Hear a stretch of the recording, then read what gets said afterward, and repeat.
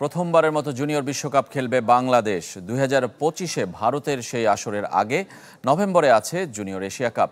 তবে এশিয়া কাপের সেরা তিনে না থাকলেও জুনিয়র বিশ্ব র্যাঙ্কিং বিবেচনায় বাংলাদেশের বিশ্বকাপ খেলা নিশ্চিত, যা কিনা হকি ইতিহাসে প্রথম।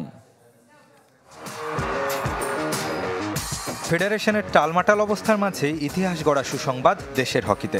জাতীয় বয়স ভিত্তিক মিলিয়ে প্রথমবার বিশ্বকাপে খেলবে লাল সবুজের প্রতিনিধিরা।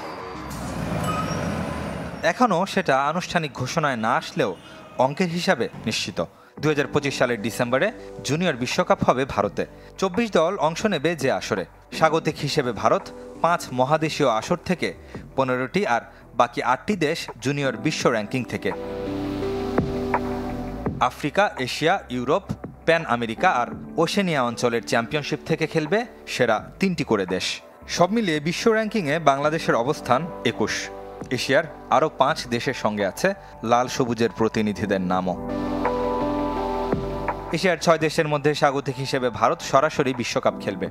জুনিয়র এশিয়া কাপের সেরা 3-এ বাংলাদেশ না থাকলেও র্যাঙ্কিংয়ের বাকি দেশগুলোর মধ্যে দ্বিতীয় অবস্থানে থাকায় খেলা নিশ্চিত।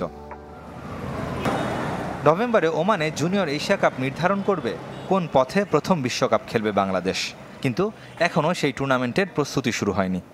বড় অ্যাচিভমেন্ট যে আমরা বিশ্বকাপে প্রথমবারের মতো যাচ্ছি।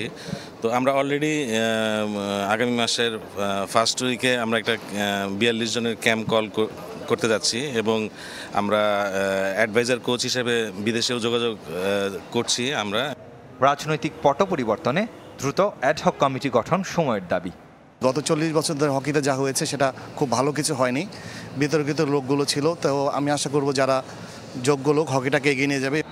আপাতত 17 খেলোয়াড়কে জার্মানির লিগে খেলানোর চেষ্টায় hockey federation. Redwan Shoeb, channel 24, Dhaka.